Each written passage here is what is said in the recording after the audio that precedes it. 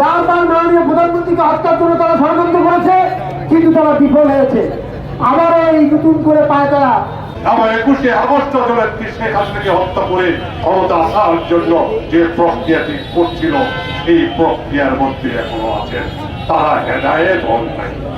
এই বিএনপি জামাতের তাদের জন্ম হয়েছে হত্যা এবং অঙ্কুর ষড়যন্ত্রের মাধ্যম দিয়ে। আলমগীর সাহেব পাচ্ছে সেই রাজাকারের কথা, সেই রাজাকারের ছেলে, তাকে ফাঁসি দিতে হবে। সেই রাজাকার আলবদর আলসামরা দেশে থাকতে পারবে না।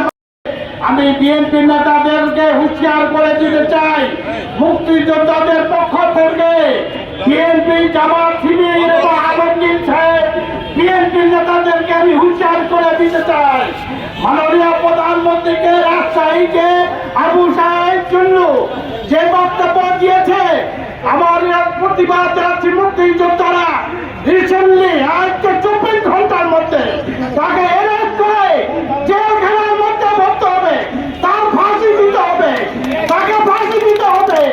যে রাজাকার আলবদর আলসামরা দেশে থাকতে পারবে না, বাংলাদেশে তাদের থাকার কোনো অধিকার নাই। আলমগীর সাহেব লাফাচ্ছে সেই রাজাকারের কথা, সেই রাজাকারের ছেলে, সে লাফালাফি করা চলবে না। শান্তি মিছিল নয়, প্রতিবাদ মিছিল করতে হবে। আপনারা সবাইকে এগিয়ে আসতে হবে। ছাত্রলীগ, যুবলীগ, কৃষক লীগ, মহিলা লীগ, শ্রমিক লীগ, সবাই মুক্তিযোদ্ধা লীগ। আমরা মুক্তিযোদ্ধা বেঁচে আছি এখনো। আমরা এখনো হুঁশিয়ার করে দিতে চাই বিএনপি জামাত শিবিরকে, তারা যেন এইসব ভোট থেকেই হবে, তত্ত্বাবধায়ক সরকার আর হবে না।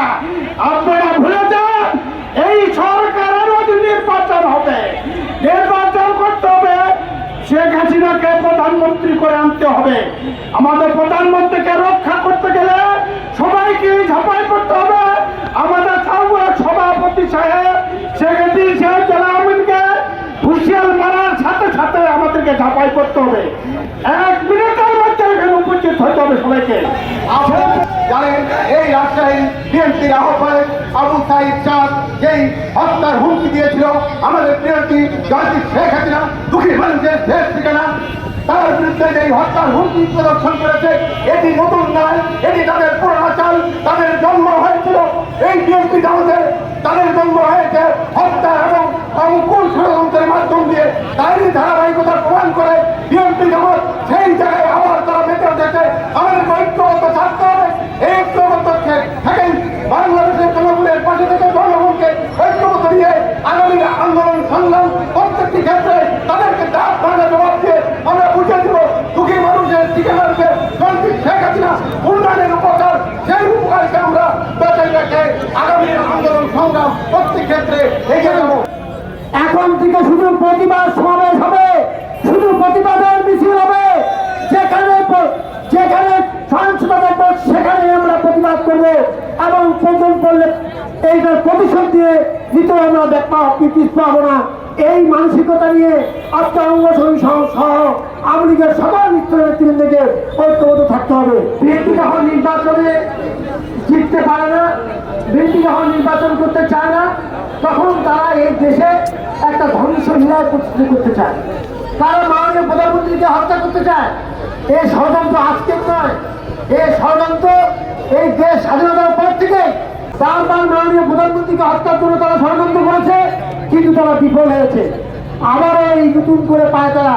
তারা চাচ্ছে যে ভাই আমি খেলবো না, মাঠে নামবো না, আমরা শুধু মাঠের মধ্যে মারামারি করবো, খেলা আমরা বানচাল করে দিব। এই সুযোগ আর নাই। আপনাদেরকে সঙ্গে নিয়ে আমরা শান্তি মিছিল করেছিলাম, শান্তি সমাবেশ করেছিলাম। আমরা শান্তি চাই, জনগণের শান্তি বিরাজ করুক, জনগণ শান্তির মধ্যে থাকুক। আওয়ামী লীগ সবসময় এটি প্রত্যাশা করে, সেটাই হচ্ছে আওয়ামী লীগের নীতিবোধ। কিন্তু তারা জানে তাদের রাজত্বের সময়, তাদের ক্ষমতার সময় বাংলাদেশ কিভাবে লুটপাট হয়েছে, কিভাবে অন্যায় করেছে, নির্যাতন করেছে। তারা আওয়ামী লীগ, কৃষক লীগ, শ্রমিক লীগ এবং ছাত্রলীগ সহ বিভিন্ন পর্যায়ের নেতৃবৃন্দকে কিভাবে হত্যা করেছে, গুম করেছে, সেটা তারা জানে। 1975 সালে যে হত্যা ষড়যন্ত্রের মধ্য দিয়ে ক্ষমতা এসেছিলেন, 71-এ যে হত্যা ষড়যন্ত্র করেছিল এবং 21শে আগস্ট জননেত্রী শেখ হাসিনাকে হত্যা করে ক্ষমতা আসার জন্য যে প্রক্রিয়াটি করছিল এই প্রক্রিয়ার মধ্যে এখনো আছেন। তারা হেদায়েত হন নাই, তারা সংশোধন হন নাই। ওই যে বলেছি, চোর না শুনে ধর্মের কাহিনী।